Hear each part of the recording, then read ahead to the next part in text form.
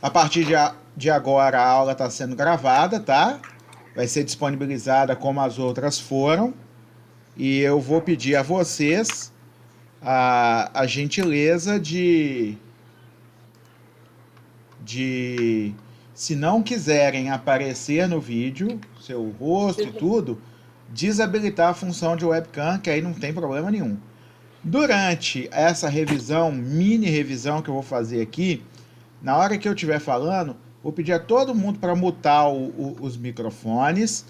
Pode fazer pergunta sim, é só você ativar o microfone e fazer a pergunta quando quiser. Aí quando você não estiver querendo falar, deixa o microfone no mudo para ficar só o meu ativo, para não dar ruído cruzado, tá bom? Bom, gente, é um prazer estar com vocês. Boa noite. Que a gente continue saudável, se Deus quiser, ninguém vai pegar nada, e se pegar vai ser leve, que a família de vocês fique saudável também, tá? É um grande prazer estar com vocês aqui hoje, certinho? Deixa eu só verificar aqui se eu estou gravando a tela certa.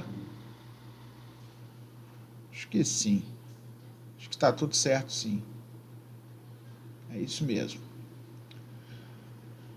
Bom, pessoal, vamos falar hoje das obrigações solidárias. Essa videoaula já está gravada, já enviei lá, ok?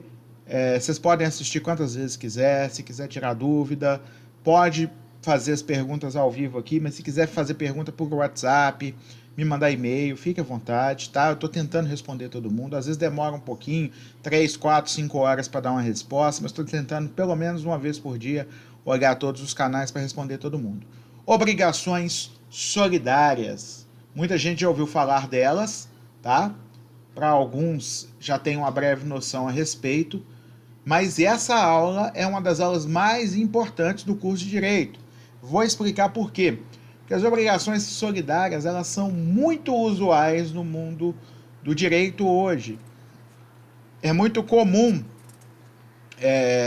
inserir solidariedade nas obrigações, porque vocês vão entender o motivo daqui a pouco, tá? Então vamos continuar com a nossa... Fala, Tati, pode falar. Ô, Léo, eu queria que você explicasse da outra aula, depois, o artigo 260 da pluralidade de pretores, de novo, que eu não entendi muito bem. Artigo? 260. Tá, vou abrir aqui, só um instantinho.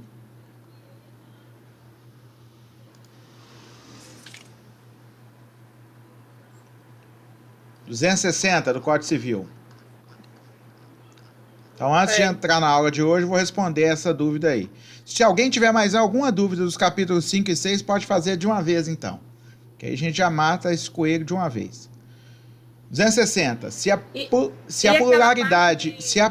pluralidade for de credores, pode cada um deles exigir a dívida inteira, mas o devedor ou devedores a desobrigarão pagando 1. A todos conjuntamente, 2. A um, dando este calção de ratificação dos outros credores. Tá. Imagino que você tenha ficado em dúvida do inciso 2, né? Uhum. Perfeito. É o seguinte. Quando a gente está falando de obrigação indivisível, tá? O pagamento tem que ser feito de uma só vez, porque o objeto da obrigação é indivisível, certo? Quando a gente está falando de obrigação divisível, presume-se que você tenha que pagar a parte de cada credor para esse próprio credor. Então, essa é a diferença entre obrigação divisível e indivisível. Se existe mais de um credor, sendo a obrigação divisível, você vai pagar a cada um a parte dele. Se a obrigação é indivisível, ou seja, não dá para dividir, a gente deu sempre o exemplo do cavalo. Imagine que um cavalo não pode ser dividido para ser entregue a metade a cada credor. Tício e Mévio são meus credores, eu tenho um cavalo para entregar para eles. Obviamente, ou os dois virão em conjunto receber, essa hipótese do inciso 1, eu entregarei em conjunto aos dois, e aí eles vão me dar o recibo, assinar o recibo para mim, ou eu entrego a obrigação indivisível, havendo pluralidade de credores, a um só deles. E ele tem que me prestar caução confirmando que os outros credores receberão a parte deles. Isso é caução de ratificação. Ou seja, ele garante para mim que os outros credores vão receber a parte deles e ele garante para mim que ele assume a obrigação de repassar para os outros credores a parte deles. Isso me torna quite com a obrigação, certo? Então eu entreguei só a um, eu tinha que entregar a todos, cada um a sua parte, mas não tinha como fazer isso. Por que não tinha como fazer isso? Justamente porque a obrigação é indivisível. Só que um deles apareceu, eu entreguei para ele, ele assinou o recibo, garantindo que os outros receberiam a sua parte, portanto eu não preciso me preocupar com nada, ok? Essa caução é uma garantia que ele vai me dar, caução de ratificação dos outros credores, ou seja, ele vai me dar a garantia de que os outros credores ratificarão esse recibo, eles vão concordar com esse recibo. Respondido? Sim. Beleza, tá. A outra parte que eu queria que você explicasse é a parte do 262 do remitir lá. 262? É. Se um dos credores remitir a dívida, a obrigação não fica extinta para os outros, mas esses só podem exigir descontada a cota do credor remitente. Vamos lá. Tício, Mévio e Caio são meus credores. Eu devo uma obrigação indivisível aos três, tá certo? Só que o Tício é meu amigo, ficou feliz porque eu salvei a vida dele e quer me perdoar a dívida. Quanto que ele pode me perdoar? Só a cota parte dele, ok? Nesse caso da obrigação indivisível. E aí o que acontece? Ele me perdoou essa cota parte dele, os outros ainda têm direito de receber a parte deles. Quando eles vierem até mim, me entrega o cavalo inteiro. Eu vou virar e vou falar assim, tá, eu entrego. Esse cavalo vale 3 mil reais. Só que você tem que me dar 1.000 porque Tício me perdoou a dívida. Tá aqui o documento que libera, que me perdoa da dívida com Tício. Então você me dá 1.000, leva o cavalo de 3 mil e divide esse cavalo entre vocês dois. Tá certo? Aham, entendi. Entendeu? Então tá bom. Mais alguma dúvida dos capítulos 5 e 6? Minha não. Deixa eu ver quem falou aqui no... Só você. Quem chegou depois? Josué, parece que entrou agora. Tá? Sejam muito bem-vindos, tá? Vamos começar a nossa aula. Os Gabriéis estão presentes, Ellison, os Geraldo, não, só o Geraldo Carvalho que está presente. Luciana, Renata. Sejam muito bem-vindos a todos, tá? Lembrando a vocês que esta aula está sendo gravada, então quem não quiser aparecer, quem não quiser que a sua imagem apareça no vídeo, que vai ficar disponível tanto para a turma quanto para a outra, é só desabilitar a função de webcam, que vai aparecer só a sua voz, tá certo? Bom, pessoal, falando agora de obrigações solidárias, só lembrando em que ponto a gente está. A gente acabou de ver obrigações alternativas, nós vimos obrigação de dar e restituir, obrigação de fazer e não fazer. Continuamos vendo obrigações alternativas e facultativas. Depois passamos a ver obrigações divisíveis e indivisíveis. E hoje começamos a ver obrigações solidárias. Essa aula vai ter 2 partes, tá? Hoje a gente vai falar de obrigações... Só um instantinho, Gabriel, vou responder você. Hoje nós vamos falar de obrigações solidárias, tá? E de solidariedade ativa, ou seja, obrigação solidária ativa. Na próxima aula a gente fala da passiva e das mistas, tá ok? Beleza. O Gabriel fez uma pergunta aqui, Gabriel de Paula, fez uma pergunta aqui, ó. Me explica um pouco sobre direito de escolha nas obrigações alternativas.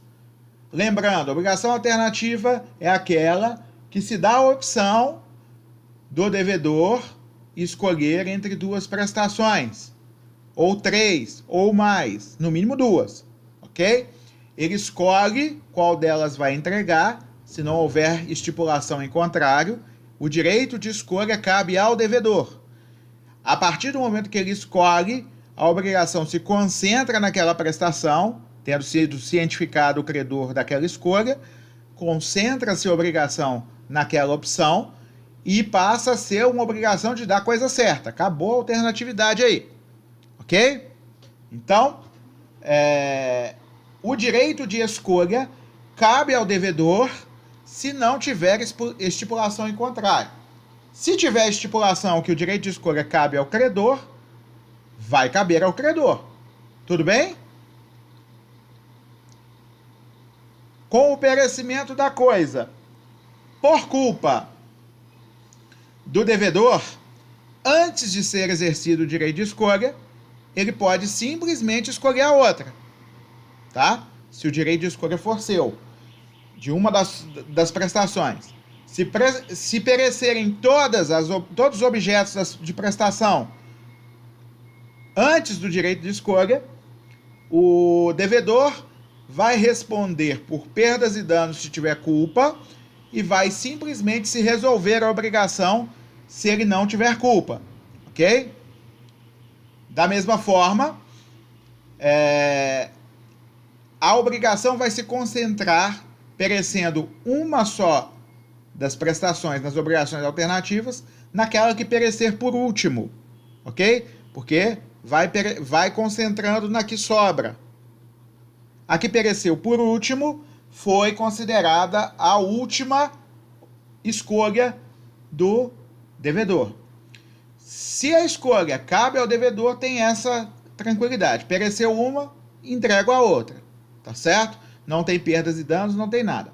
Agora, se a escolha cabe ao credor e uma das duas perece, continua cabendo ao credor escolher. Ou ele recebe a coisa que sobrou e cumpre-se as obrigações, ou ele escolhe receber o valor da coisa que pereceu, tá certo? Mais perdas e danos se houver culpa do devedor. Então, perda ou deterioração do objeto da prestação. A consequência da culpa do devedor é perdas e danos, tá? É indenização pelos danos que causar ao credor. Se não houver culpa, apenas resolve-se a obrigação. Lembrando a vocês que para resolver a obrigação é restabelecer as partes ao status quo ante, tá?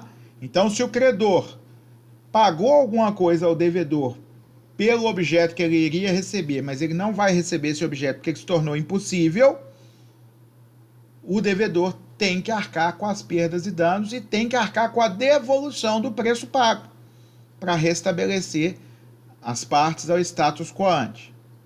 Sobrou alguma dúvida? Quem fez a pergunta, fala para mim se está ok.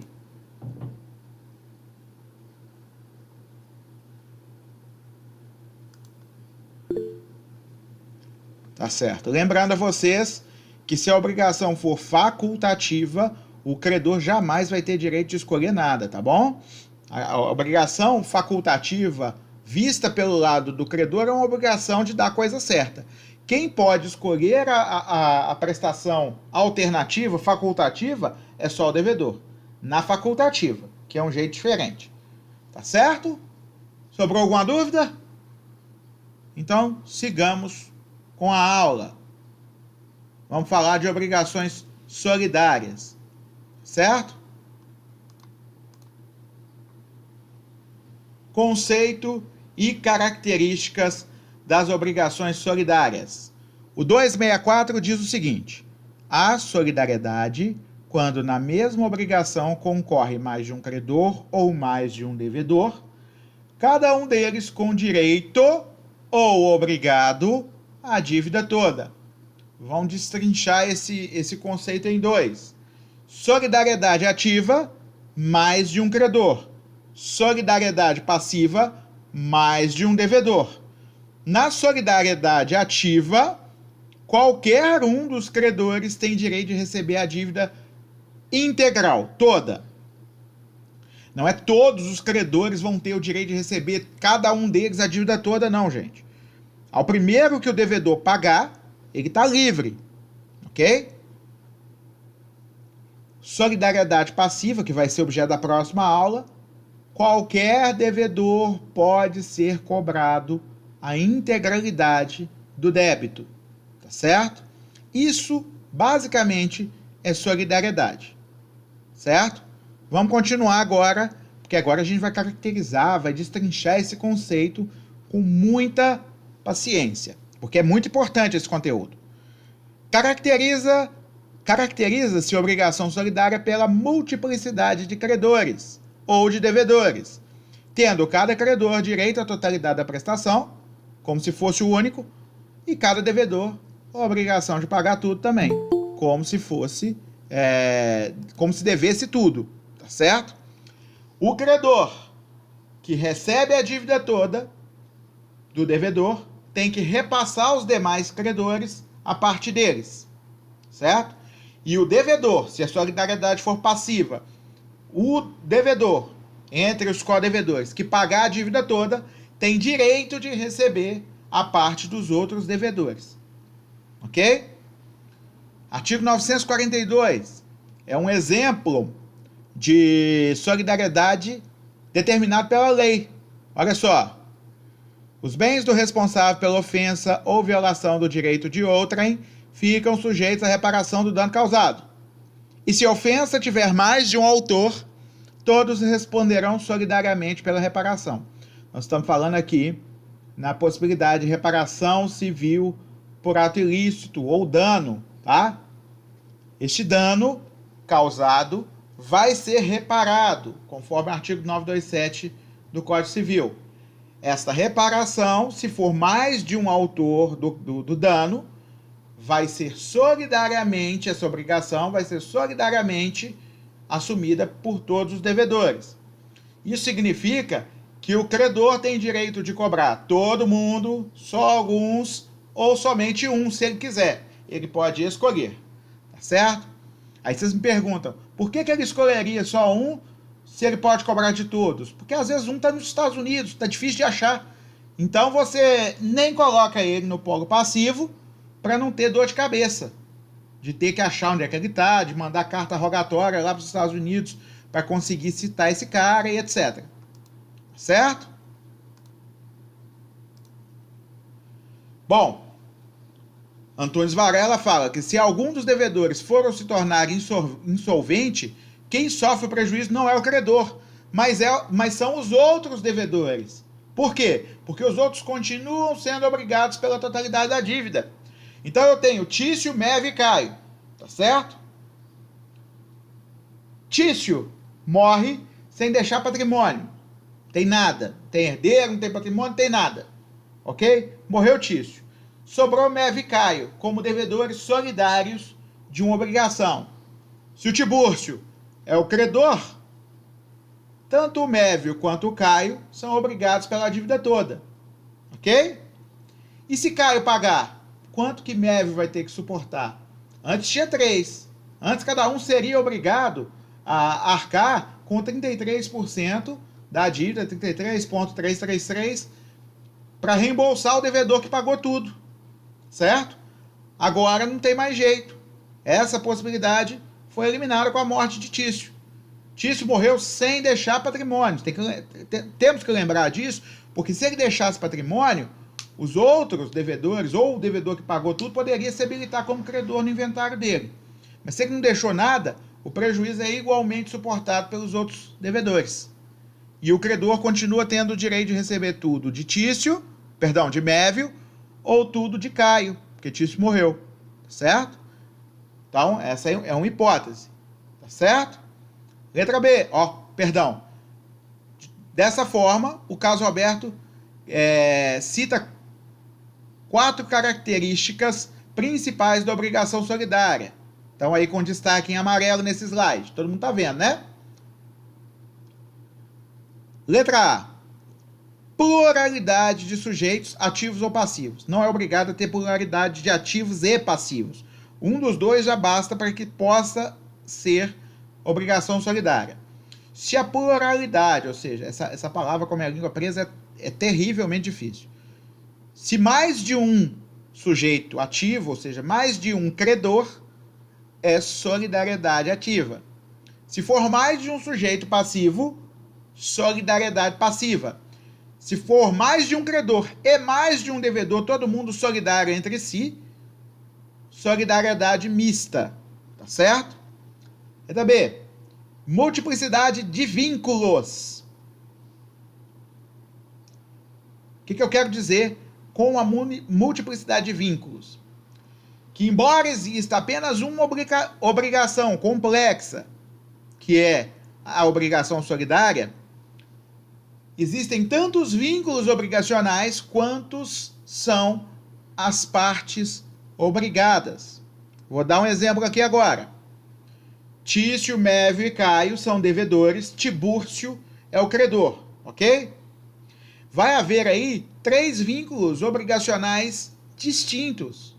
Tício tem um crédito do qual são devedores solidários os 3. Isso é uma obrigação solidária. Porém, Tício tem um vínculo com Mévio, Tibúrcio, que é o credor, tem um vínculo com Tício, tem um vínculo com Mévio e tem um vínculo com Caio. Ele pode cobrar de um dos 3 a dívida toda. Se ele cobrar de Caio e Caio pagar 100% da dívida, vamos supor que a dívida seja de R$90. Eu vou lá e cobro Caio. Caio me paga os R$90. O que aconteceu? Os outros 2 se tornam devedores de Caio na importância que eles eram obrigados solidariamente. Aí agora acabou a solidariedade, certo? Nesse caso, tendo um deles pago a totalidade da obrigação solidária, o crédito dele para com os outros torna-se divisível, ou seja, ele vai poder cobrar se o Caio pagou tudo, ele vai poder cobrar de Mévio só R$30 e de Tício só R$30. Eu, credor, ou melhor, o Tibúrcio, que eu dei o exemplo, que é o credor, ele pode cobrar até o momento do pagamento ser feito, integralmente qualquer um dos 3, ou até os 3 em conjunto, ou 2, opção dele. Recebendo a totalidade da dívida, a quitação dele desobriga os 3 em relação a ele. E aí, os devedores que não pagaram passam a ser devedores daquele que pagou. Tudo bem? Então, há uma multiplicidade de vínculos envolvidos em uma obrigação solidária, ou seja, haverá várias obrigações dentro de uma obrigação. Unidade de prestação. Considerando que o credor tem direito de cobrar o todo de qualquer um dos devedores, não há aqui uma fragmentaridade da prestação. Isto é, eu, devedor, se for cobrado por um dos credores solidários, não posso alegar contra eles que eu devo a eles só uma parte da dívida a este credor. Eu tenho que pagar para ele o todo e depois ele se vira para partilhar o direito se houver mais de um credor. O dinheiro se tiver mais de algum credor. Se houver mais de um devedor, eu também não posso alegar que eu devo somente 1/3 ou 50% da dívida. Eu tenho que pagar tudo e depois me virar para cobrar dos outros devedores solidários. Certinho? Letra D. Corresponsabilidade dos interessados. Se o pagamento da prestação foi efetuado por um deles, os outros não são mais responsáveis por pagar a dívida aos credores, mas são responsáveis por pagar a dívida, a parte deles da dívida, para aquele que pagou o todo. Ok?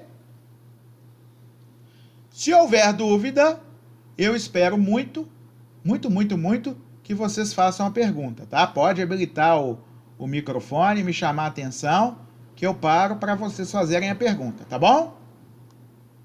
Quem chegou depois dos meus cumprimentos, eu estou vendo aqui que o Ronildo está presente, seja bem-vindo, tá? Se alguém que eu não... O Brendo também chegou. Todos bem-vindos, tá? Lembrando a vocês que a aula está sendo gravada, tá? Quem não quiser aparecer, só não habilitar a própria webcam, que não vai aparecer seu rosto aqui. Vamos lá. Natureza jurídica da solidariedade. Nós temos algumas teorias.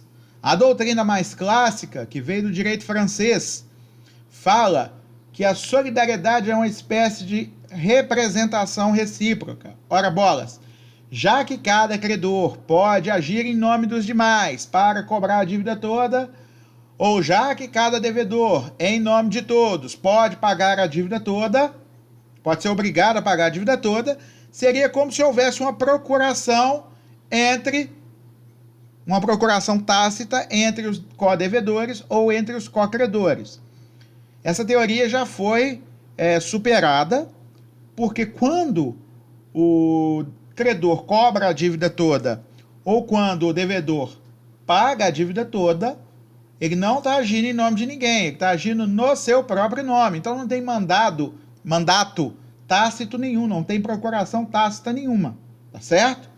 Tem aí várias pessoas agindo em nome próprio, porque a natureza jurídica dessa obrigação e a lei permitem essa ação em nome próprio para cobrar a dívida toda. Aí vem uma outra teoria, de uma doutrina mais recente, que fala que na solidariedade passiva há uma espécie de mútua fiança, ou seja, cada devedor é como se fosse fiador dos demais, ok? Só que tem muita diferença entre o contrato de fiança e a obrigação ativa. A primeira delas é que a fiança é uma obrigação acessória e a obrigação solidária pode ser a obrigação principal. Então já difere aí. Segundo, que embora, pela natureza da obrigação solidária, um dos devedores acabe se tornando garantidor do pagamento integral da dívida, ok?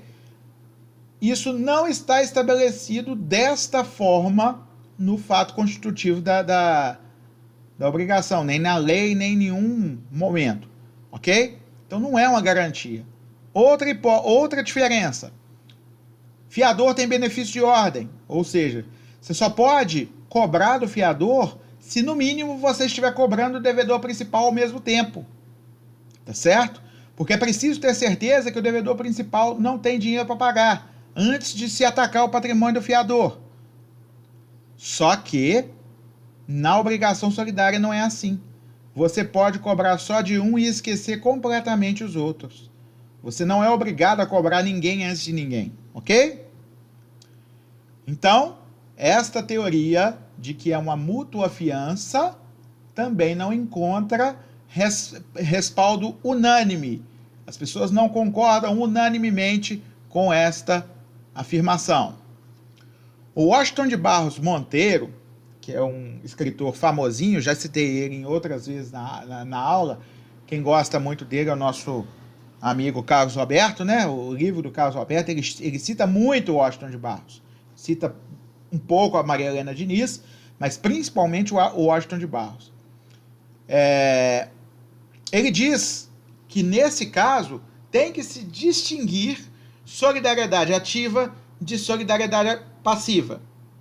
Segundo ele, que a solidariedade ativa, ou seja, mais de um credor, não significa um modo sui generis de obrigação, ou seja, não é uma modalidade diferente de obrigação. É apenas um caractere externo que está sendo incorporado nessa obrigação para facilitar a vida do devedor. Segundo ele, o que acontece?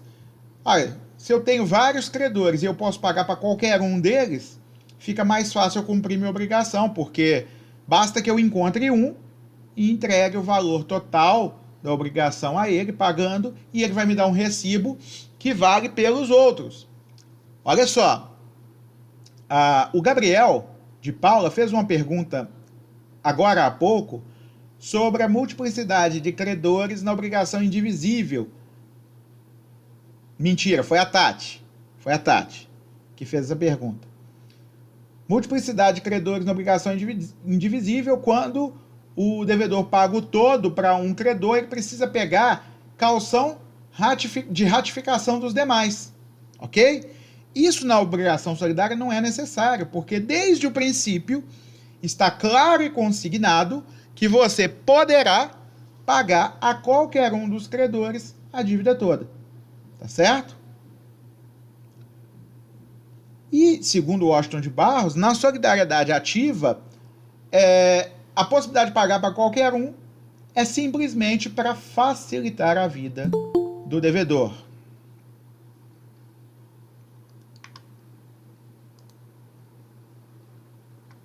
Seja bem-vindo, Igor.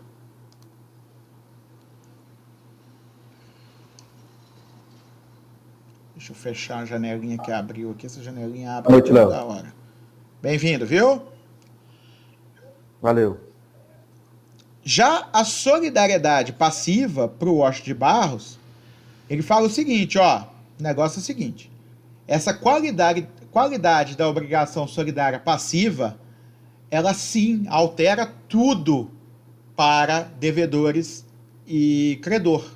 Porque olha só, primeiro, a existência de vários credores que podem ser cobrados pelo todo da dívida é uma baita melhoria de condições para o credor, não é?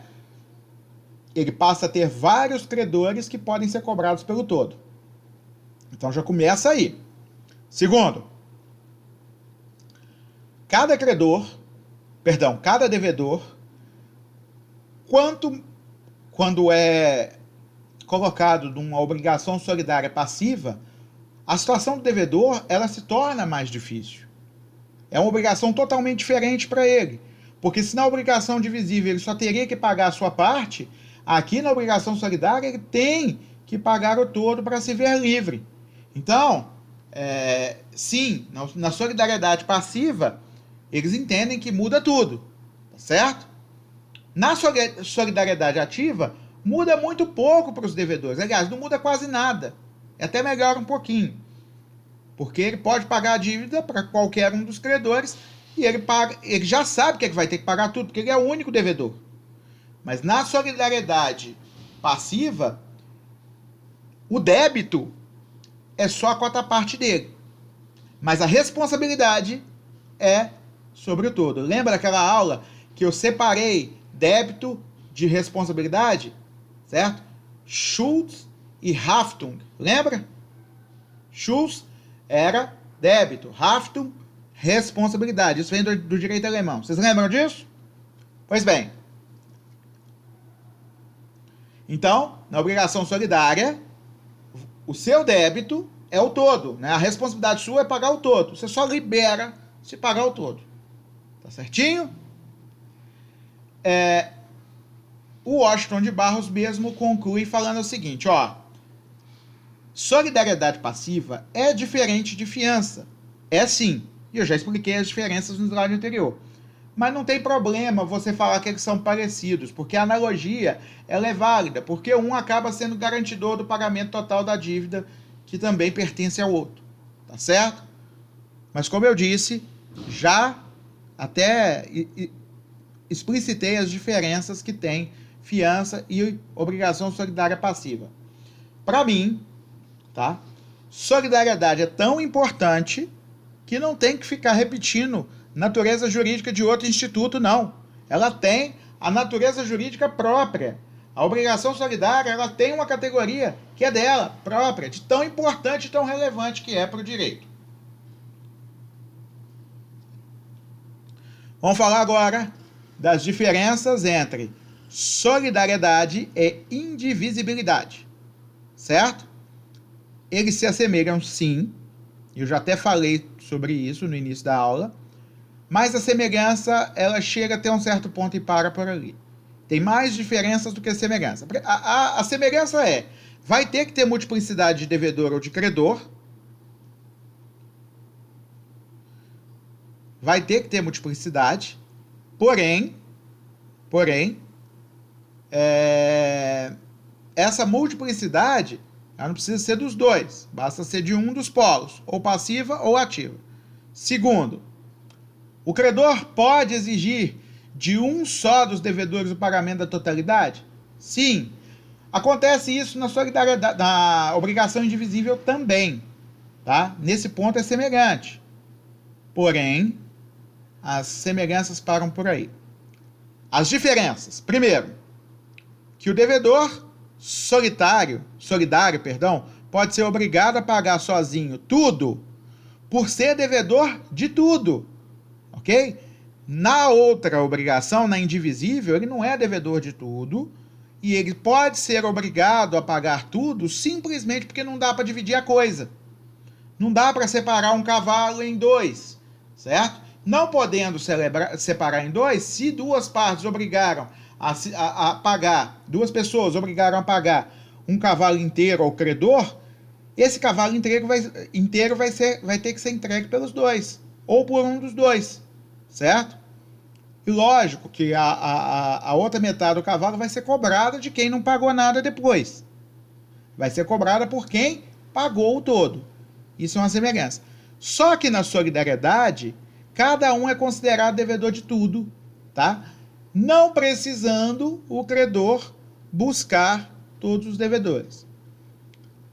Mesmo se o objeto puder ser fracionado. Isso na solidariedade.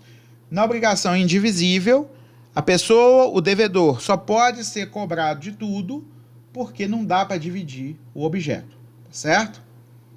Outro motivo de diferença. Eu tinha dito para vocês na aula anterior que o artigo 263 diz que se a obrigação indivisível for convertida em perdas e danos, considerando que o objeto deixou de ser indivisível e passou a ser dinheiro, ela se torna divisível automaticamente.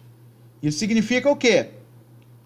A indivisibilidade só existe por causa da indivisibilidade do objeto. Na solidariedade, a unicidade da prestação, o débito do todo para todos os devedores, eles existem independentemente de ser ou não divisível o objeto. Podem ser obrigados solidários os devedores de dinheiro, sem problema nenhum. Então, na solidariedade, se resolver a questão em perdas e danos, não se converte a obrigação em obrigação divisível, tá bom? Permanece solidária. Quem tiver dúvida pode perguntar, tá? Estou aqui para responder. Algumas pessoas saíram, espero que consigam voltar. A diferença mais expressiva com relação à indivisibilidade e à solidariedade é a questão subjetiva da solidariedade. Ou seja, a solidariedade é uma obrigação que tem multiplicidade de credores e o débito múltiplo recai sobre cada credor, ou seja, sobre o sujeito, por isso subjetivo, tá? Na indivisibilidade, que foi aquelas que a gente estudou na aula anterior, a indivisibilidade ela é objetiva, ou seja, o objeto da prestação é que determina se é indivisível ou não. A partir do momento em que o cavalo virou perdas e danos, ou seja, o cavalo morreu, e agora você tem que pagar o dinheiro que vale o cavalo, tornou-se divisível, segundo o artigo 263 do Código Civil. O artigo 271 diz o contrário a respeito da solidariedade. Tá? A solidariedade permanece mesmo se o objeto tornar-se divisível ou mesmo se converter em perdas e danos. Tá certo? Princípios comuns à solidariedade, eles estão no artigo 265 e 266. O 265 diz que a solidariedade não se presume, resulta da lei ou da vontade das partes. Lembra lá atrás, na aula passada, quando eu falei que a divisibilidade é presumida? Então, se há mais de um credor ou mais de um devedor e o objeto é divisível, a divisibilidade da obrigação se presume. Se dá para presumir que a obrigação é divisível, não dá para presumir que ela é solidária, porque solidariedade e divisibilidade uma é absolutamente o contrário da outra, ok? Divisibilidade diz que cada credor só pode exigir a sua parte e cada devedor só é obrigado a pagar a sua parte, certo? Na solidariedade, cada devedor pode ser cobrado do todo e cada credor pode cobrar o todo, certo? O outro princípio comum. Obrigação solidária pode ser pura e simples para um dos co-credores ou co-devedores, certo? E condicional a prazo ou pagável em lugar diferente para outro. Isso significa o seguinte: lembra que eu falei de multiplicidade de vínculos? É isso, tá? Significa o seguinte, que o fato de ter uma condição que determina que determinado devedor só vai ser obrigado a pagar essa dívida se se implementar um evento futuro e incerto, isso não se aplica a todos os outros devedores. Se for estabelecida essa condição somente em razão de um devedor, só ele vai afetar, ok? Por exemplo, eu determino o seguinte, falo, olha, Tatiliane, Renata e Ronildo são comoradores, tá? São moradores de uma residência, ok? Ronildo e Renata já são obrigados solidários desde já pelo aluguel. Tatiliane só será obrigada solidária para pagar o aluguel quando arrumar o emprego. Se e quando, né? Então, arrumar o emprego é condição, não é? Condição suspensiva em relação a Tatiliane. Concordam comigo?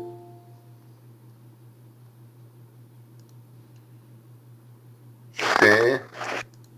Bem-vindo aí, Reginaldo. Tá? Boa noite. Então, Ronildo e Renata têm obrigação pura e simples. É exigível desde já de Ronildo e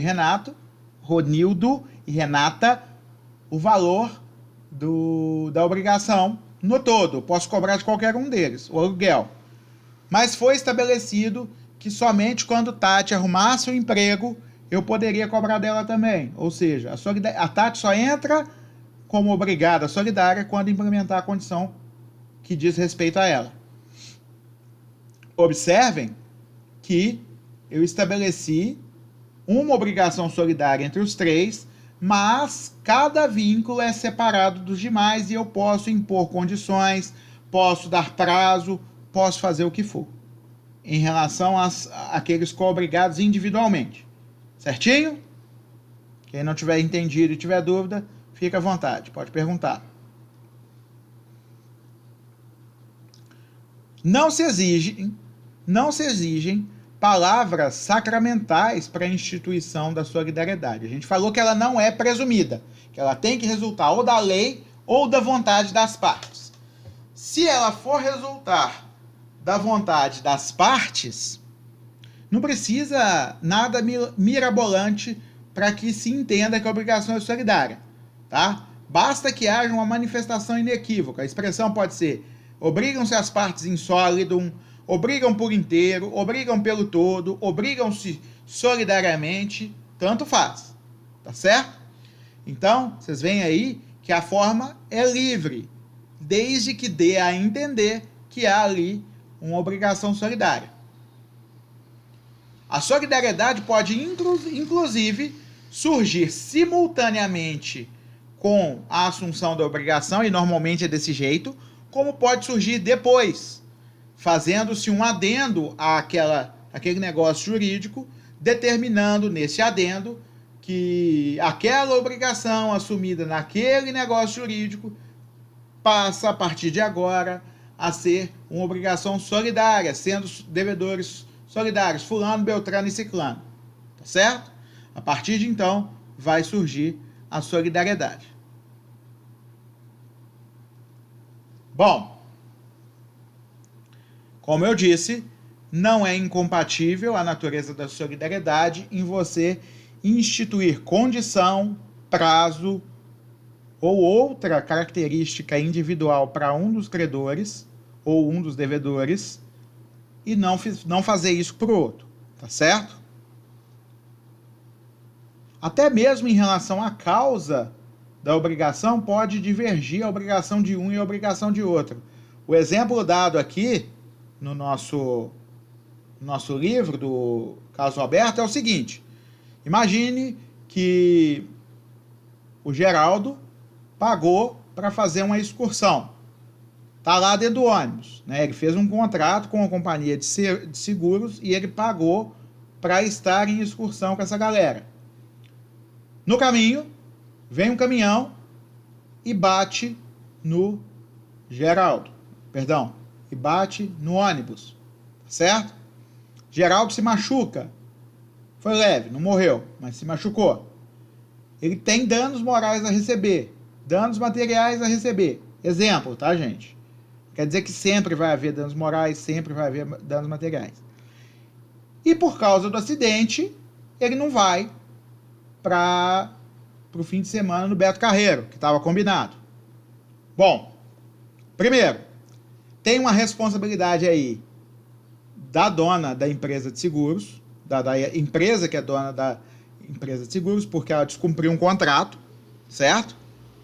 E tem ainda uma responsabilidade aquiliana ou extracontratual, por ato ilícito, do motorista do caminhão que bateu no ônibus, certo? Então nós temos duas causas de surgimento da obrigação. Mesmo assim, demandando contra ambos na mesma ação civil, o juiz pode determinar que ambos têm responsabilidade solidária pelo pagamento da indenização. Ok? Então nós vamos ter uma obrigação solidária entre dois devedores, cada um adquirir a sua obrigação por uma causa diferente. Todo mundo entendeu? Tá certo. Esse primeiro parágrafo aqui eu já até expliquei ele, tá? Quando você se torna devedor solidário, a solidariedade só reside na relação dos devedores com o credor. Se um dos devedores pagar tudo, ele não vai ser credor solidário dos outros devedores. Ele vai poder cobrar de cada um só a sua parte. Tá certo?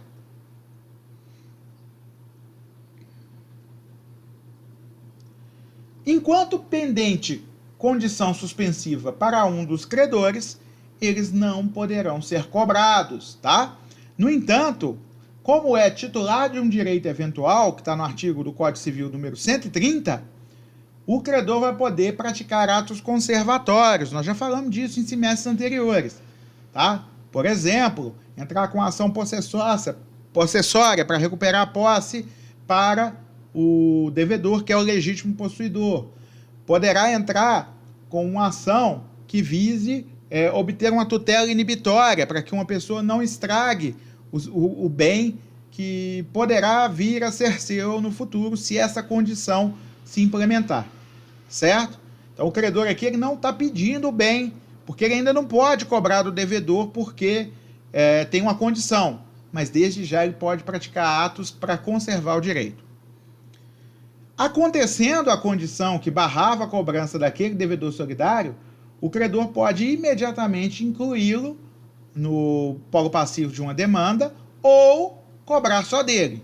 Aí, a partir do momento que se implementou a condição, ou seja, não tem mais nenhum obstáculo à eficácia do negócio jurídico, você pode cobrar de qualquer um dos seus devedores solidários. Ok? Se a condição se frustrar, vamos lá. Vamos pensar. Se Tício formar-se em direito, ok? Ele irá reembolsar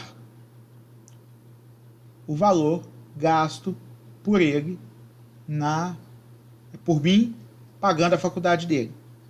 Vamos supor que eu paguei a faculdade de Tício, tá? E são devedores desta obrigação de me pagar, eu que sou tio de Tício, os pais de Tício e o próprio Tício, certo? A condição para eu poder cobrar do Tício é ele formar, porque eu estabeleço essa condição que favorece a Tício, porque se ele não formar, ele não vai ter grana, eu não vou cobrar dele, tá certo? Agora, pai e mãe de Tício vão ter que pagar de qualquer jeito, a obrigação quanto a eles é pura e simples. Posso fazer isso? Posso fazer isso, tá? Então, os 3 são devedores solidários, eu posso cobrar o todo da dívida para cada um, mas eu estabeleço a condição que somente vai ser obrigado Tício a me pagar se ele se formar. Se ele não formou, não tem o que falar com relação a ele, eu não vou poder cobrar dele. Se ele abandonou a faculdade de Direito, tá certo? E faleceu, ou seja, nunca tendo se formado, tornou-se impossível acontecer esta condição. Não vou poder mais cobrar dele, mas continuo podendo cobrar dos pais dele. Certinho? E aí, o nome de Tício, ainda que ele tivesse herança, fica excluído da dívida. Certo? Porque a condição nunca vai acontecer. E a condição era suspensiva. Enquanto não acontece a condição, eu não posso cobrar nada de Tício. Todo mundo entendeu? Manda um ok aí no chat, quem tiver entendido.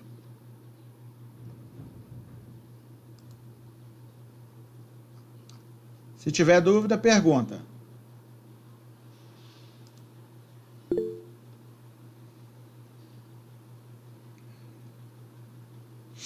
Massa. Beleza. Muito legal poder dar aula para vocês, tá? Tava com saudade da turma. Bom.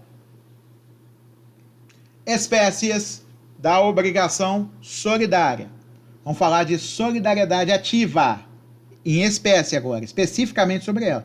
Até o slide passado a gente estava falando em comum, de tipos de características comuns à solidariedade, princípios comuns. Agora vamos falar só da ativa, tá bom? Primeiro, é a relação jurídica entre mais de um credor e um devedor, em que qualquer um desses credores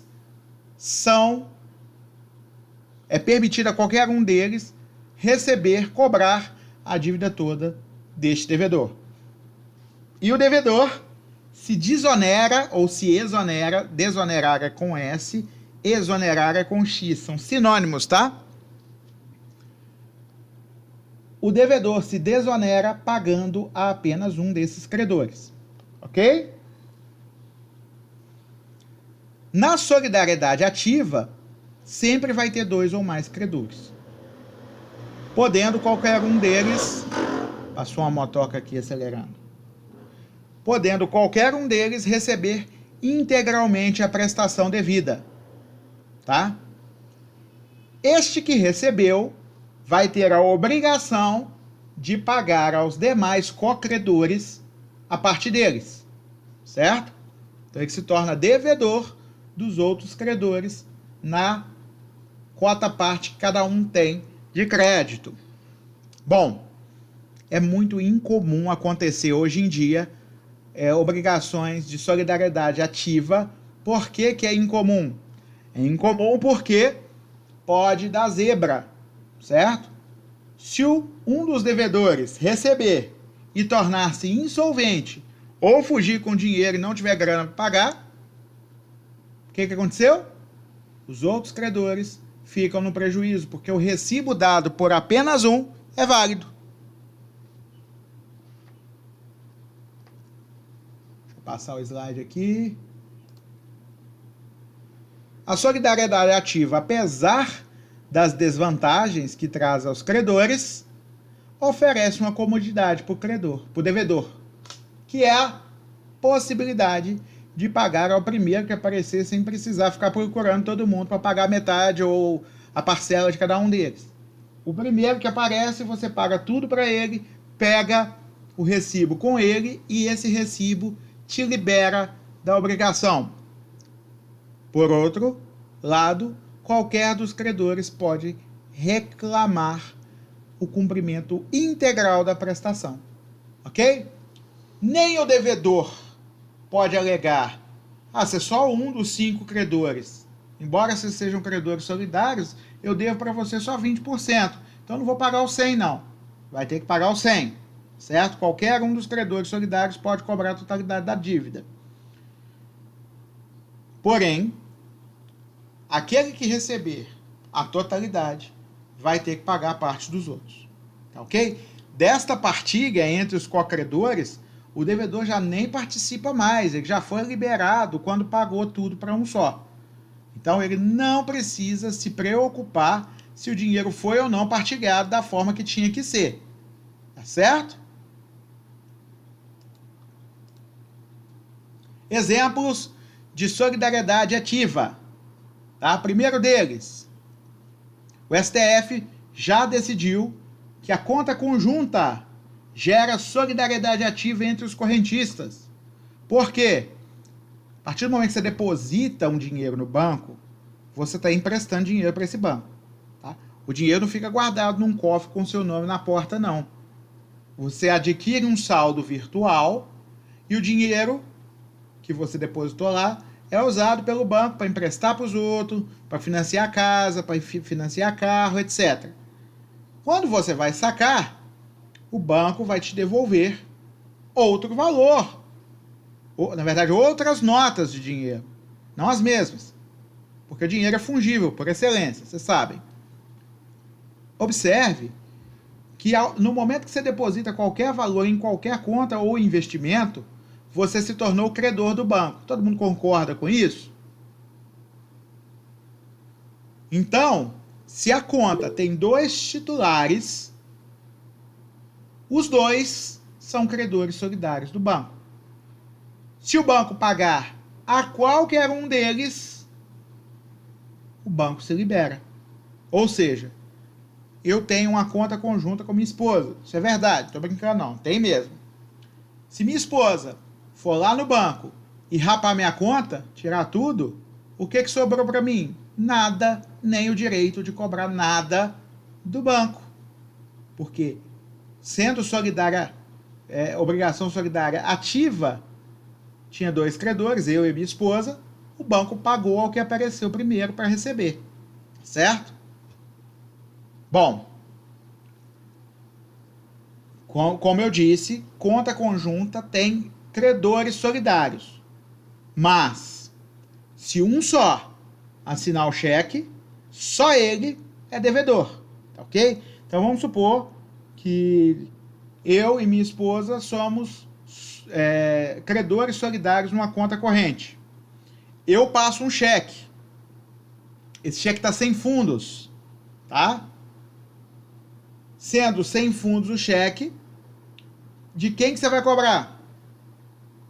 Você vai cobrar de quem assinou o cheque. Ok? E pode o co-devedor alegar em sua defesa que a obrigação não é solidariamente passiva. Tá? Agora, tem uma diferença. Se a conta for solidária, e a conta solidária, esse nome é extremamente infeliz. Porque aí, no caso, não é solidária. Vou explicar. Tem uma modalidade, um produto bancário que se chama conta solidária. Esse produto bancário só movimenta a conta estando todo mundo presente. Então, para assinar um cheque, precisa da assinatura dos 2 correntistas. Para sacar dinheiro, precisa dos 2 ir na boca do caixa para sacar o dinheiro. Tá certo? Então, não se entrega valores, nem se cobre cheque assinados por um só. Se os 2 precisam participar, ou seja, se eu e minha esposa tivéssemos uma conta solidária, tá? É aquela que no talão de cheque não vem escrito fulano e ou cicrano. Vem fulano e cicrano, ok? Se é necessário que os 2 compareçam à agência bancária para conseguir retirar o dinheiro, não é solidariedade ativa. Porque a característica maior da solidariedade ativa é o devedor, que é o banco, nesse caso, poder pagar para qualquer um, certo? Eu posso pagar porque aparecer primeiro. Isso é solidariedade. Credores solidários, um recebe o total da dívida em nome de todos, tá certo? Em seu próprio nome, em nome de todos. Se todos precisam ir até o banco, não é obrigação solidária. Certinho? Então, a tal da conta solidária não se confunde com a natureza jurídica da conta conjunta, que é de solidariedade ativa. Tá? Então, solidariedade ativa é a conta conjunta. A conta solidária que precisa todo mundo assinar junto, ou todo mundo ir ao banco junto, ela não tem solidariedade ativa, porque se eu tenho que pagar para todo mundo junto, não é solidariedade. Solidariedade seria se eu pudesse pagar só para um e valesse como se eu tivesse pagado para todo mundo. Tudo bem? Outro exemplo de solidariedade ativa está nos cofres de segurança alocados de banco. Todo mundo isso já viu. A gente já viu isso em filme, mas eu não conheço uma pessoa que não seja rico que tenha cofre em banco. Mas vamos lá. Se é permitido que qualquer um vai lá, recebe o que está no cofre, um diamante, por exemplo, retira aquilo de lá e está valendo, solidariedade ativa. Se é necessário todo mundo ir, não é solidariedade ativa, porque não tem solidariedade. Tem multiplicidade de credores, mas não tem solidariedade. Tá certo?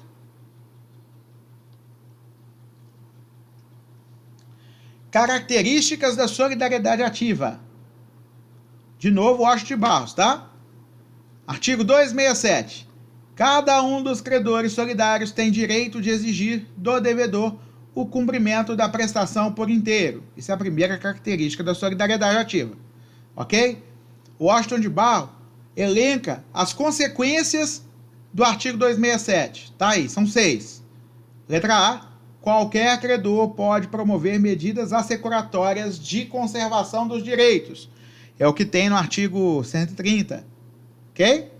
E pode tomar medidas para assegurar que o direito não vá se perder. B. Se um deles constituir em mora o devedor, o que é constituir em mora, gente? É notificar o devedor que está vencida a obrigação e que a partir de agora ele se encontra em mora. Essa notificação pode ser dada, por exemplo... Tati, deixa eu dar o exemplo de solidariedade passiva mais para frente, mas é o mais fácil de acontecer, tá? Deixa eu só terminar esse slide aqui que eu te dou. Tá? Porque a gente está falando aqui só da ativa, né? Mas eu te falo. Ok? A Tati pediu um exemplo de solidariedade passiva. Mas é muito fácil. Qualquer obrigação pode ter solidariedade passiva. Tá ok? Mas vou te dar um exemplo. B. Se um deles constitui em mora o devedor, esta mora, os efeitos da mora, que é começar a incidir juros, começar a ter multa pelo descumprimento, etc, etc, etc, aproveita a todos os credores. Tá certo? C. A interrupção da prescrição que foi requerida por um, estende-se a todos. Vamos lembrar o que é prescrição? Nós estudamos prescrição e decadência, lembra? Decadência não pode ser interrompida, é um prazo corrido. Mas a prescrição pode ser interrompida sim. Uma das causas de interrupção da prescrição é o quê? Novação. Tá? O devedor reconhece que deve e assina novo documento assumindo novamente a dívida. Tá? Isso zera o prazo prescricional. Outra hipótese. Um dos credores entrou na justiça e promoveu a citação do devedor. Interrompeu a prescrição. Tá? O prazo que já estava quase terminando volta a zero. Ok? Citado o devedor, esta interrupção da prescrição aproveita a todo mundo, não só ao credor que entrou na justiça. Então, por exemplo, vou dar um exemplo aqui agora. Tício, Mévio e Caio.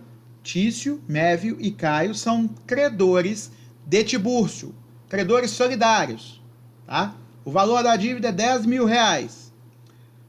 O prazo prescricional da dívida é de 5 anos. Passaram-se 4 anos e 7 meses. Está prestes a prescrever. Falta só 5 meses para prescrever. Tibúrcio não está pagando a dívida, tá demorando lá. Tício, Mev e Caio estão ficando sem dormir à noite. Mas só que Mev e Caio não fazem nada. Tício não, vai no advogado, pede para o advogado ajuizar uma ação de cobrança contra Tibúrcio, tá? Tibúrcio é citado e interrompeu o prazo prescricional.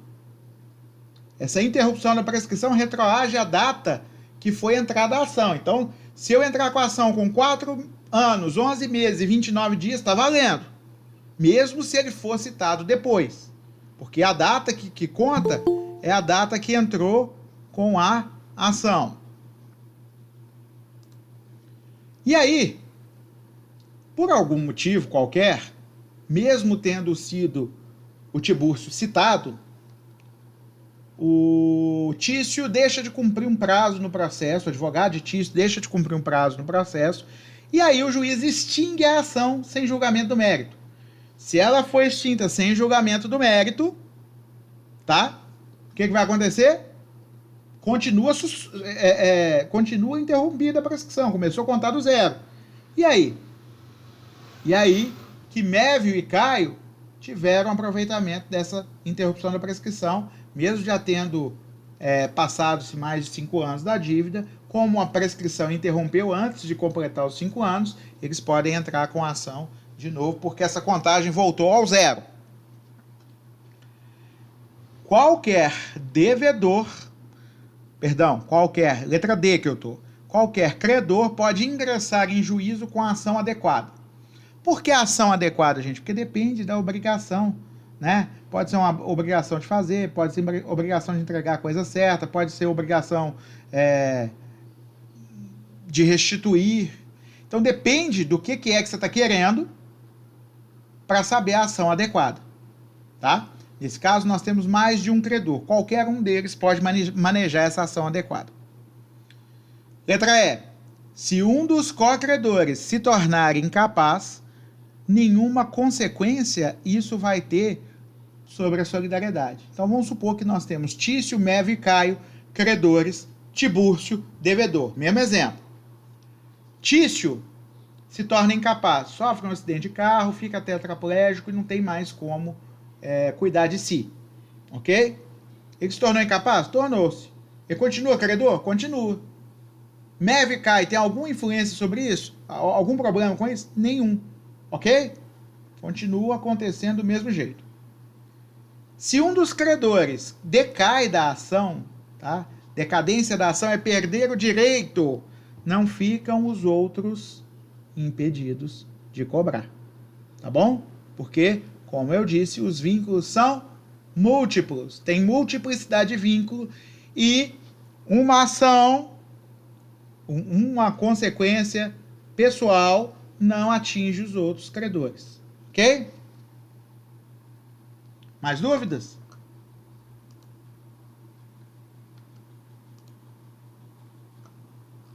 Tá bom, vamos em frente. Artigo 268. Vamos ler o artigo e depois comentar. Enquanto alguns dos credores solidários não demandarem o devedor comum, a qualquer deles poderá este pagar. Isso significa o seguinte: enquanto um dos credores não entrou na justiça para cobrar de mim, eu posso pagar para qualquer um. Se um deles entrou na justiça, aí eu tenho que pagar para aquele que entrou na justiça e pegar o recibo para juntar no processo. Se um entrou e eu pagar para outro, eu vou ter que pagar de novo. Tá certo? Tudo bem? Esse fenômeno se chama prevenção, tá? Mas também pode chamar de concentração, como era na obrigação alternativa lá atrás.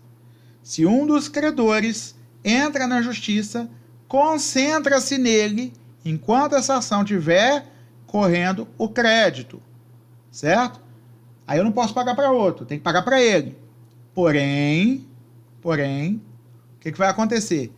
Se a ação dele for extinta sem julgamento do mérito, ele volta a integrar a obrigação solidária com todo mundo e eu posso escolher de novo a quem eu quero pagar. É só enquanto estiver correndo a ação. Se essa ação for extinta sem julgar o mérito, eu posso pagar para qualquer um. de novo.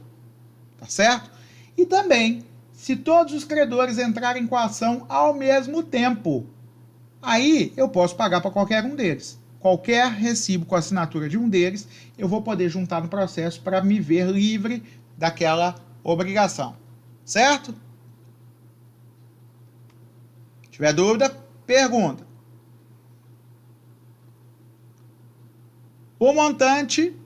O pagamento feito a um dos credores solidários extingue a dívida até o montante pago. Vamos lá. Eu devo R$1.000. Os credores solidários são Tatiliane e Luiz Cláudio, ok? Eu pego e pago o total da dívida para Luiz Cláudio. Paguei, não paguei? Tô livre, não tô? Beleza. E se eu pagar menos do que o total? Paguei R$700 para o Luiz Cláudio. Continuo devendo 1.000? Não. Eu devo apenas o remanescente. Posso ser cobrado por Luiz Cláudio no todo, que é remanescente? Posso. Ele já recebeu até mais dos 500 que caberiam a ele. Mas ele ainda continua credor do todo, porque a obrigação é solidária. Então ele pode cobrar os 300, mais juros, mais multa, mais correção monetária, etc. Ok? 270.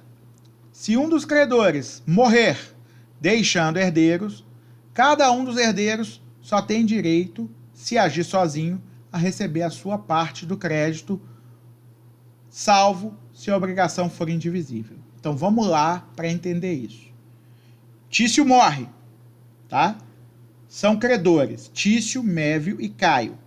Tício tem direito de cobrar tudo, Mévio tem direito de cobrar tudo, Caio tem direito de cobrar tudo. Aí Tício faz o favor de morrer, tá certo? Mévio e Caio continuam tendo direito de cobrar tudo. E os filhos de Tício, que são Joãozinho e Mariazinha? Cada um só pode, isoladamente, cobrar 50% do que cabia a Tício. Ok? Se Tício tinha 1/3 da dívida a receber, o Joãozinho e a Mariazinha só vão poder cobrar metade deste 1/3. Isso não ocorre nas seguintes exceções. Primeira, se o credor deixou só um herdeiro, se não tivesse Mariazinha, tivesse só Joãozinho, aí o Joãozinho poderia cobrar o todo da dívida porque ele entraria sozinho no lugar do pai e ele subrogaria a solidariedade também. Certo? Segunda hipótese, se todos os herdeiros agem conjuntamente, por exemplo, João e Maria vão lá, contratam o advogado e esse advogado entra em nome dos dois para cobrar a dívida. Aí pode receber o todo. Recebendo o todo, ficam com a parte deles e passam aos outros credores, que eram Mévio e Caio, a parte que lhes cabe. Letra C. Se a prestação for indivisível. Por exemplo, a prestação era um cavalo, tá certo? O cavalo tem que ser entregue inteiro, senão ele morre.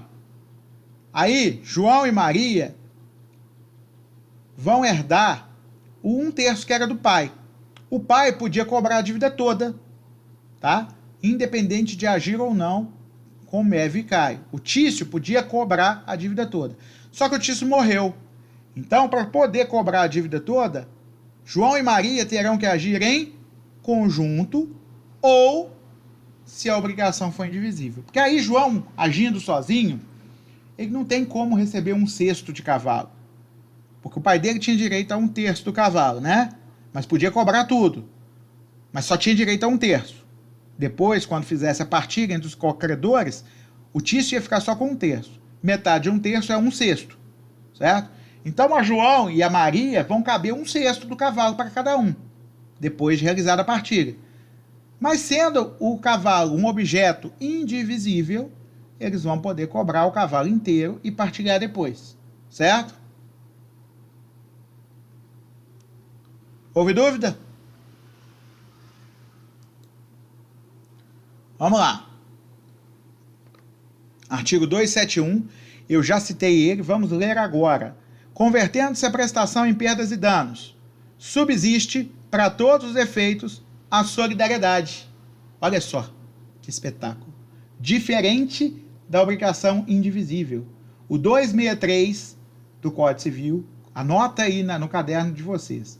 comparar artigo 263 com artigo 271, tá? Vocês vão ler os dois e vão ver a diferença que há na possibilidade de conversão da ação em perdas e danos, a diferença que há entre obrigação indivisível e obrigação solidária.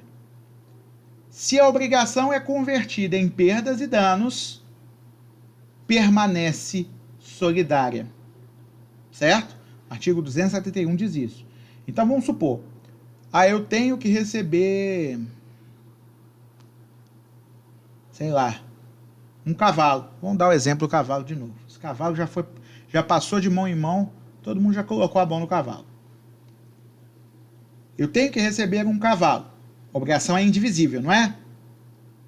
É. Só que foi colocado no contrato que a obrigação é solidária. Aí, se for convertido em perdas e danos porque o cavalo morreu, o dinheiro do cavalo, que é R$3.000, continua sendo uma obrigação solidária. Aí eu tenho que pagar o todo para ser liberado. Se fosse apenas uma obrigação indivisível e não fosse solidária, morreu o cavalo, converteu em perdas e danos.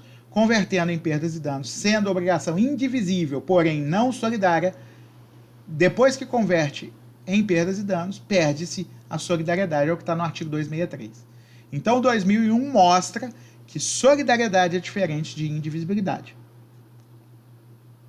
Certinho? O 272 fala que o credor que tiver remitido a dívida ou recebido o pagamento responde aos outros pela parte que lhes caiba. O 272 está autorizando, como pode receber tudo, está autorizando o credor solidário a também perdoar tudo. Então imaginem, Tício, Mévio e Tibúrcio são credores solidários. Solidariedade.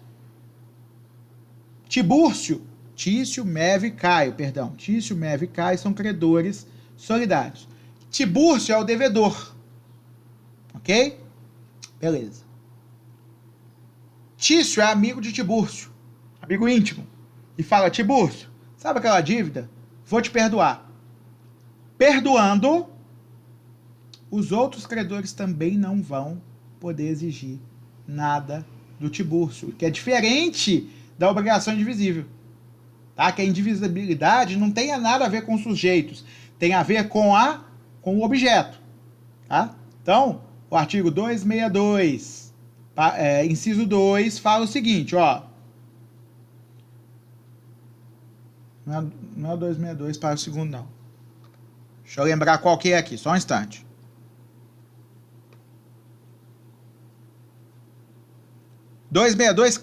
Caput. Não, não inciso segundo, não, é o caput. O artigo 262 fala: se um dos credores perdoar a dívida, ele só pode perdoar a sua parte, porque ele não é credor do todo, ele é credor da sua parte. A indivisibilidade é só em relação ao objeto, não é em relação ao sujeito, tá certo? Aí, quando vier a trupe dos credores me cobrar, tá? Se Tício me perdoou, veio Mévio e Caio me receber, a obrigação era apenas indivisível, não era solidária. Eu tenho que pagar o cavalo, mas eles vão me dar R$1.000, dos 3.000 que vale o cavalo, eles vão me dar 1.000 referente à parte que o Tício me perdoou, tá certo? E eles não vão ter que passar para Tício nada, porque Tício me perdoou a dívida. Agora, na obrigação solidária, como cada credor, é credor do todo, ele pode perdoar o todo da dívida. E perdoando, o co-devedor está liberado da dívida. O co-devedor não, o devedor, né? Que a gente está falando aqui da hipótese de haver um devedor e vários credores. O devedor fica liberado da dívida, e aí, quem se torna devedor dos outros é aquele que perdoou. Ok? Mesma consequência se ele receber sozinho. Ele passa a ser devedor dos outros. E cada um pode cobrar a sua parte no valor do débito. Certo? Dúvidas? Lembrando que quem quiser perguntar alguma coisa, basta ativar o microfone e fazer a pergunta ou fazer no chat. Estou acompanhando os dois, tá?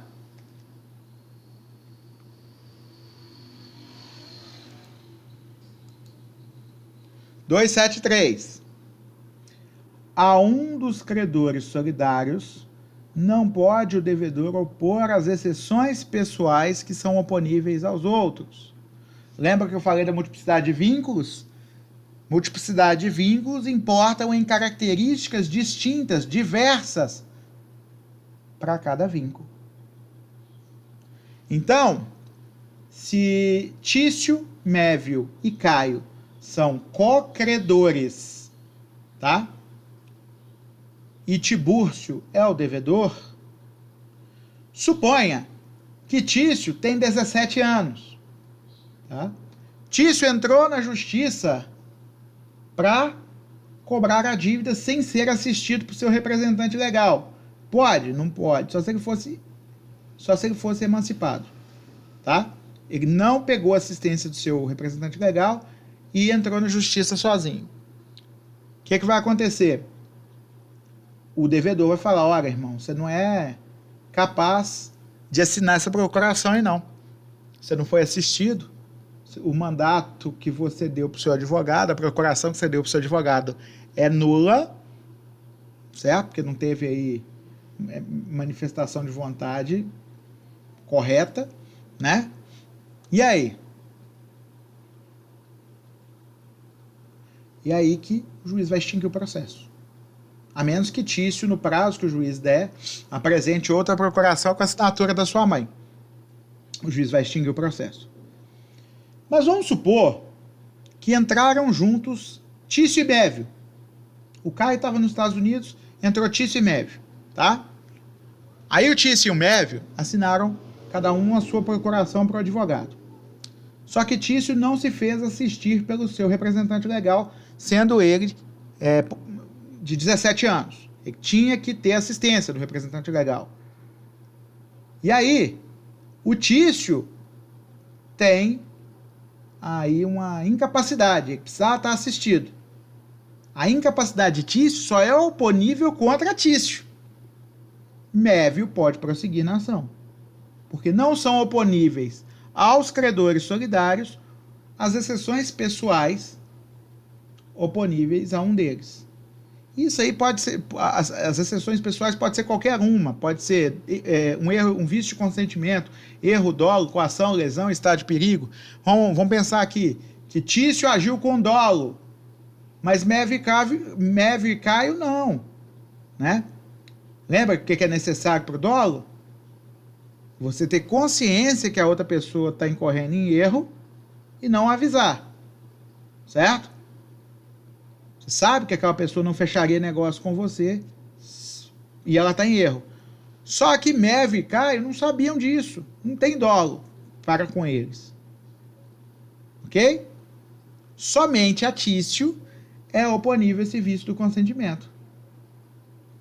Mévio e Caio vão conseguir receber a dívida, inclusive judicialmente, e Tício vai se virar para cobrar deles depois. Ok? Dúvidas? Vamos em frente. Artigo 274. O julgamento contrário a um dos credores solidários não atinge os demais, mas o julgamento favorável aproveita-lhes, sem prejuízo da exceção pessoal que o devedor tenha direito de invocar em relação a qualquer deles. Exceção pessoal a gente já explicou o que era, né? Se tiver uma causa impeditiva, modificativa ou extintiva do direito oponível a um dos credores, tá? Só ele é oponível se essa causa for pessoal. Agora vamos pensar. Tício, Mévio e Caio são meus credores. Eu sou Tibúrcio, devedor. Tício entra na justiça, ok? E o juiz não se convence de que existe o débito. Eu lá na defesa falei, olha, eu já paguei isso para Tício, tem aqui um comprovante, tá? Tício vai ter o seu pedido julgado improcedente. Tá? Essa improcedência do pedido feito por Tício não prejudica Mévio e Caio, que podem ainda me acionar para cobrar o todo da dívida. Tá? Logicamente, provavelmente eu vou mostrar o mesmo recibo que eu paguei validamente a Tício e o juiz vai julgar improcedente deles também. Mas a improcedência deles não é automática, porque a de Tício foi julgada improcedente. Certo? Isso acontece porque multiplicidade de vínculos, cada um tem um vínculo distinto, tá? Embora possa receber a dívida toda. E outra coisa que faz com que a sentença contrária, prejudicial, não atinja a outra pessoa. Artigo 506 do Código de Processo Civil, CPC de 2015. A sentença faz coisa julgada às partes entre as quais é dada, não prejudicando terceiros. Então, se o Mévio e o Caio não participaram do processo de cobrança e foi julgado improcedente por qualquer motivo, vamos supor que a assinatura de Tício estava falsificada no contrato. Então eu consigo provar, falar, esse nome desse Tício foi colocado aí depois. Ele não era um dos contratantes. Eu consigo provar que Tício não tem direito. É julgado improcedente o pedido de Tício. E aí? Mévio e Caio continuam tendo o direito de me cobrar. Tudo bem? Alguma dúvida? Ok. Vamos então sair da apresentação de slide, tá? E eu vou abrir agora chat. Nós estamos... Eu estou aqui à disposição de qualquer um de vocês, tá? Pode falar, quem quiser, pode perguntar, que eu estou aqui às ordens para responder. Podem ativar os microfones, tá? Ou ativar o chat. Vou abrir o chat aqui também. Quem quiser perguntar por chat, fica à vontade. Primeiro, as perguntas podem ser feitas do capítulo 5, 6 e 7, tá?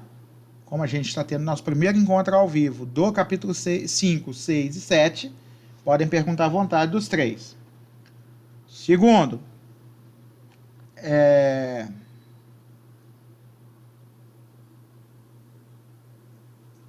exemplo que a Tati me pediu, de solidariedade passiva, tá? Você, Tati, e seu marido me alugam uma casa de praia, ok? O combinado é que vocês paguem R$4.000 pelo aluguel dessa casa de praia por 5 dias. Exemplo. Vocês dois, eu estabeleço no contrato que vocês dois são solidariamente responsáveis pelo pagamento dos R$4.000. Solidariedade passiva, certo? Os dois podem ser demandados pela dívida toda, um dos dois pode ser demandado pela dívida toda, quem escolhe sou eu, ok? Aula 4, deixa eu lembrar o que é a aula 4, inadimplemento de obrigação de fazer e não fazer? É isso, Tati?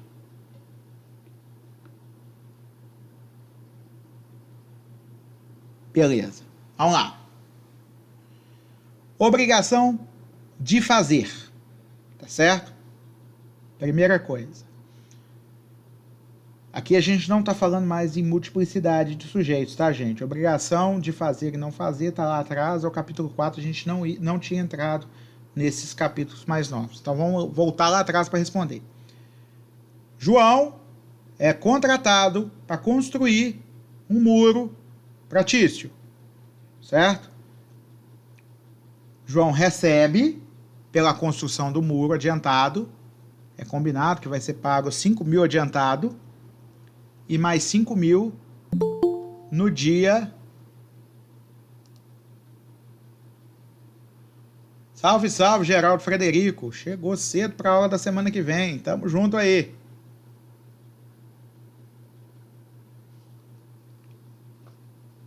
Vamos vai. Voltando ao exemplo que eu estava dando para a Tati. Estamos aqui com um muro, que é o objeto da prestação, tá? Tício é o credor e João é o devedor. Obrigação de fazer, construir um muro. João não cumpre, tá? Não fez a parte dele que ele tinha que fazer. Ele recebeu 5 mil adiantado, tá? O muro custa para construir 10 mil reais. João recebeu 5 mil adiantado e não construiu o muro, tá?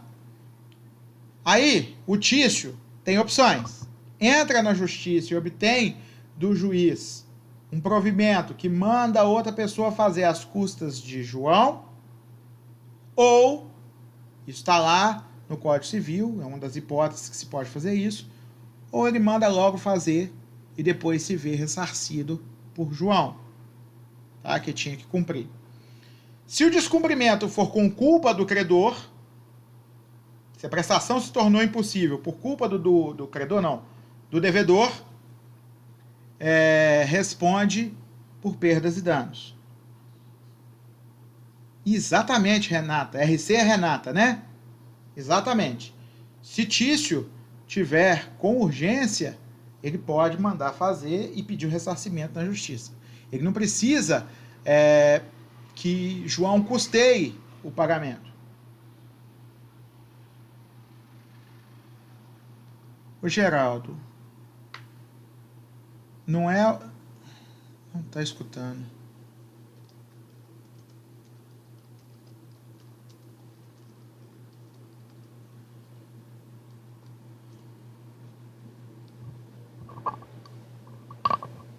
Eu tô falando. Você me ouve, Geraldo?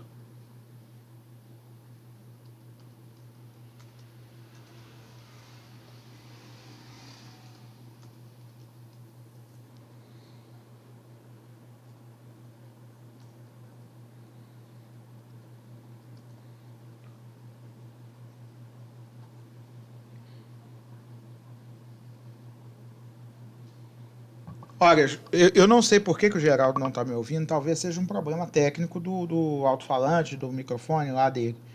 O volume que está baixo, não sei.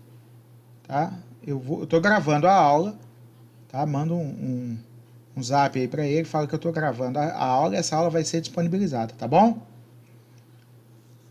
Mas a pergunta era,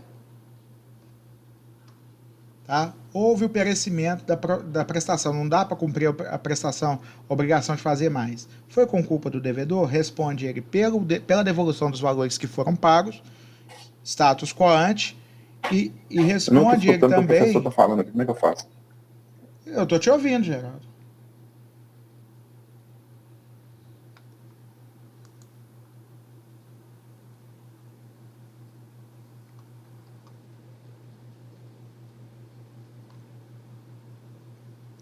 Ô, Renata, se o pedreiro tiver culpa, ele tem que ressarcir o valor que foi pago a ele, tá? Devolver, e tem que indenizar ainda por perdas e danos que o credor sofrer em virtude do... Isso mesmo, mais danos morais ou materiais. Ou os dois.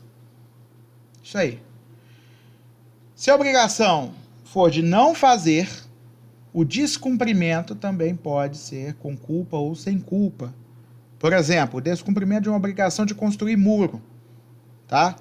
Antigamente, todas as casas de uma rua eram sem muro, o credor me vendeu a casa, que é do lado da dele, mas falou, ó, não vai ter muro. Aqui a gente mora igual condomínio fechado, todo mundo tem acesso, a área, né, é liberado, mas não tem muro.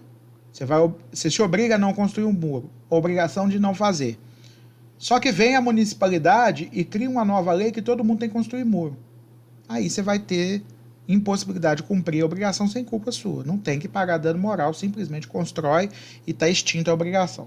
Tá certo?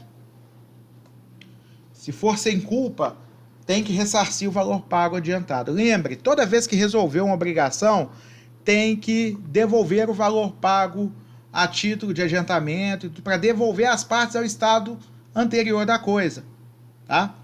Agora, pode ter sido pago tudo, por exemplo, eu tô trocando uma casa com o João. Eu passei a casa pro nome dele, por 200 mil reais. Ele me passou um carro de 20 mil reais mais 180 mil, ok? Vamos supor que antes da entrega desse carro, ele pega fogo e não tem mais carro para me dar. A gente colocou no contrato que ele ia me dar o carro, mas não tem mais o carro. Tornou-se impossível entregar o carro, ok? Eu não dei nada para ele ainda, a casa está em meu nome. Se ele quiser ficar com a casa, o que ele vai ter que fazer? Me transferir mais 20 mil reais pelo valor total da casa para eu passar a escritura. Certo?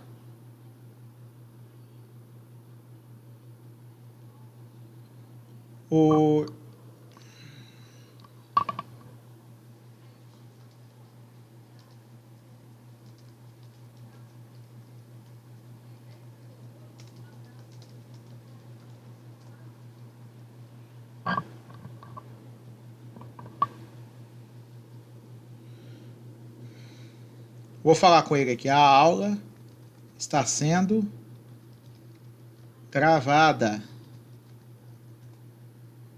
Vou disponibilizar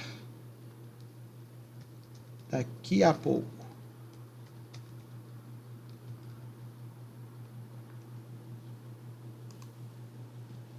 Tá? Coitado, ele acabou chegando no finalzinho também, então ele aproveita vendo do zero depois, tá? Quando você assistir esse vídeo, Geraldo, um abraço para você, sinta-se abraçado. Mais alguma dúvida, meus queridos? Em relação aos capítulos 5, 6, 7, até o 4 também, que vocês assistiram o vídeo aula.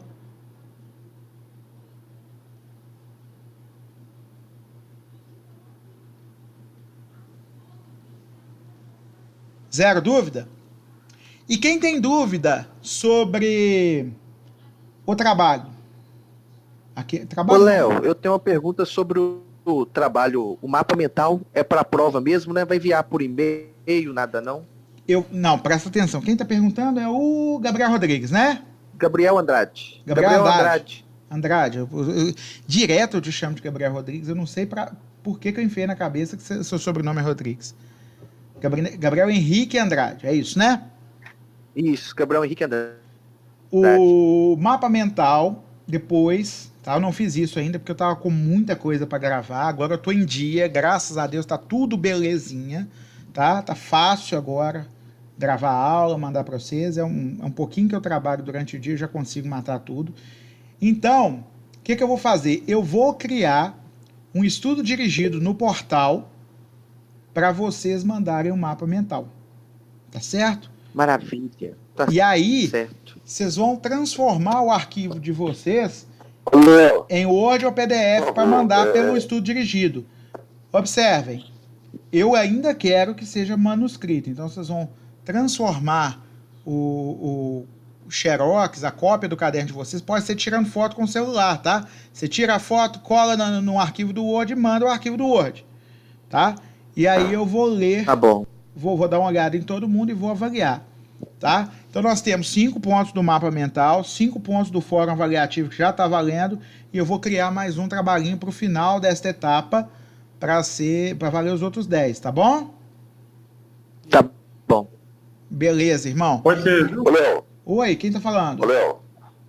Ronildo, aqui. Ô, Breno. Se identifica aí quem tá Alô? falando. Ronildo. Oi, Ronildo, fala. Ronildo. É porque a minha internet tá muito ruim aqui hoje. Você falou sobre o mapa mental. Eu só queria que você repetisse que eu voltei a entrar agora, por favor. Repetisse sobre o quê? O mapa mental. Tá. Eu vou criar um estudo dirigido no portal. Aí depois vocês vão clicar na aba Estudo Dirigido e vai ter lá o que é para fazer, e aí vocês vão poder postar o arquivo pelo computador, pela internet. Manteve a data ou alterou a data? Não, eu vou dar um prazinho, tá? Pode ficar tranquilo. Eu vou criar aí com pelo menos uns 20 dias de prazo. Pode ficar tranquilo, tá? Tá só. Outra pergunta que me fizeram, já devem ter falado isso para vocês, as provas não vão acontecer na semana do dia 17 de abril, provavelmente, vai ser adiado. É provável, tá, gente? A faculdade ainda não tomou a decisão para quando, por isso que a gente não está divulgando data, tá certo? Então, provavelmente vai ser adiado. Vocês vão saber com muita antecedência da data, então vai dar para preparar para a prova, fica tranquilo. Certo? Ô, Léo. Oi. Léo. Geraldo, né? Você falou sobre o mapa mental, ele tem que ser manuscrito, não pode ser computador, não? Ser digitado, não? Não. Vou responder os dois. A Renata perguntou se não valia 10 pontos. Não valia, tá?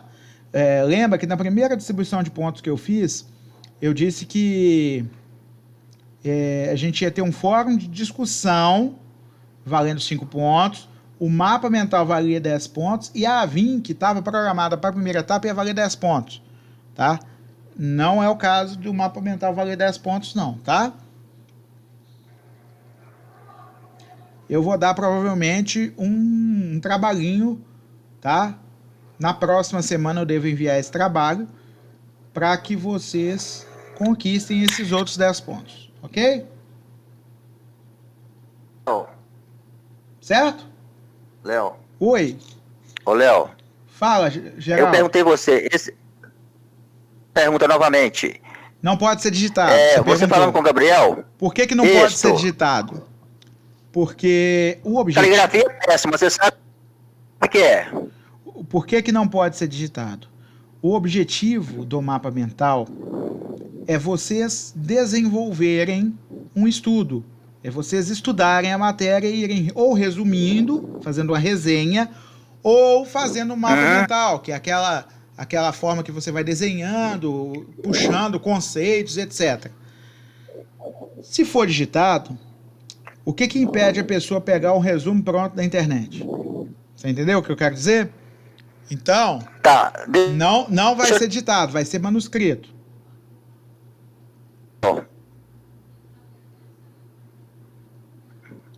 Ô, Léo. Oi. Pois é, devido à minha caligrafia ser péssima, horrível, eu fiz ele manuscrito e passei ele a limpo digitalizado. Então você faz o seguinte, você manda o digitado, e embaixo cola as fotos do manuscrito, só para eu ter certeza que você fez manuscrito, tá bom? Pode Tudo ser? bem, inclusive eu ia apresentar, eu ia te entregar ele em mãos, eu ia te mostrar isso aí que eu tinha feito, correto? Perfeito, gente. Fazer desse jeito que você está pedindo. Um abraço. Mais dúvidas, gente? Ô, Léo. Alguém quer fazer alguma pergunta sobre a jurisprudência do fórum de discussão? Léo. Fala, Tati. O mapa vai ser Não escutei, Tati. Repete.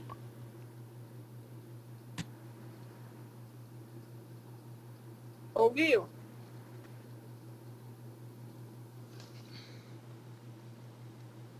Não tô te escutando, Tati. Digita no chat, fazendo favor. Tá.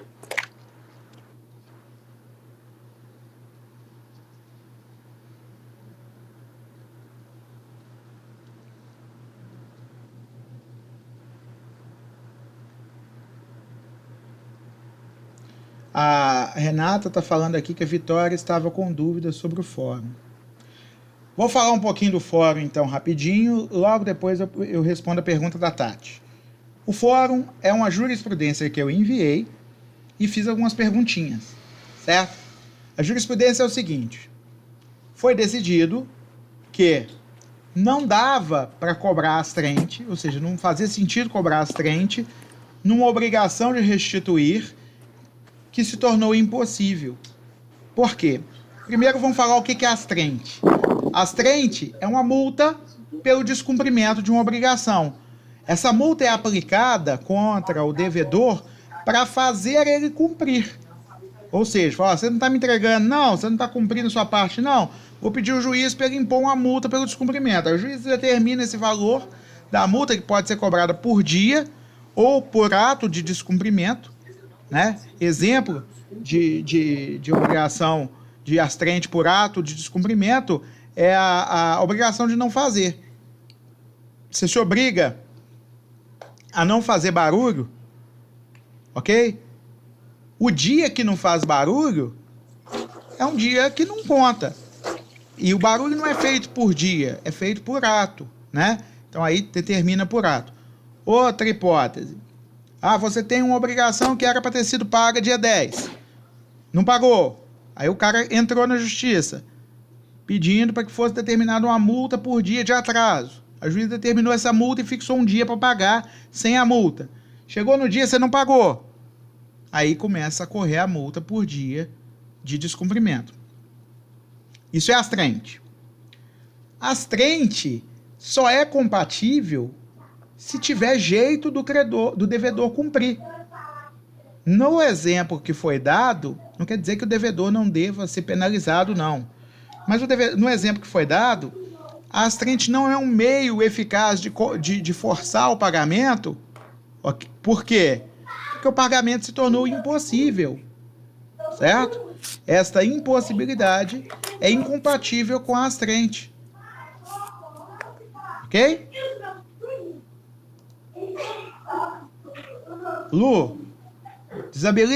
Luciana, desabilita seu microfone, por favor, que tá vindo ruído aí do seu computador. Bota no mudo. A não ser que você queira fazer uma pergunta, tá? Fique à vontade.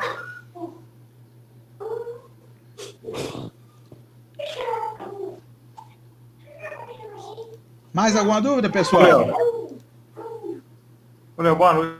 Você tá me ouvindo? Qual que é a sua, Brendo? Qual que é a sua dúvida? Me lembra. Tem a ver com um pouco da dúvida que ela está te criando e eu gostaria de saber até qual capítulo que esse mapa mental seu será válido. Sim, até o capítulo da prova, tá bom? Ok. Porque o objetivo é justamente vocês estudarem para a prova. Ô, Léo, é o quarto, né, Léo? Oi, meu amigo. É o quarto? Não, até a aula atual. A gente ainda não definiu qual que vai ser a matéria da prova, tá? Primeiro eu vou saber que dia que vai ser a prova, para depois definir qual matéria que vai cair. Ok? Ô, Léo, posso optar por um resumo também, uma resenha? Oi? Posso optar por uma resenha também? Pode. Desde que você me mande o arquivo manuscrito também. Tudo bem. Olá, meu querido. Boa noite para você. Muito obrigado pela aula. Eu que agradeço. Quem agradeceu aí foi o Ronildo? Sim. Eu que agradeço, viu, Ronildo? Um prazer. Cuidado aí, fica em casa. Deixa comigo. Ô, Léo, boa noite, um abraço, tá? Fica com Deus. Agradeço, gente. Um abração, viu? Tudo de bom para vocês. Muita saúde para a família de vocês, tá? A gente está lutando aí para que, se Deus quiser, respondi, tá, Renata, que até o dia que a gente definir a matéria da prova, tá? A matéria, o capítulo que vai no mapa mental é até o capítulo que vai cair na prova, certo? Eu ainda não defini este capítulo porque a gente não sabe exatamente que dia que vai ser a prova, por conta da pandemia, tá bom? Da quarentena. Alguma dúvida mais?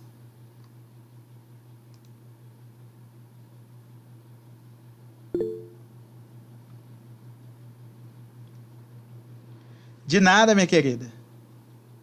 Muito bom estar com vocês.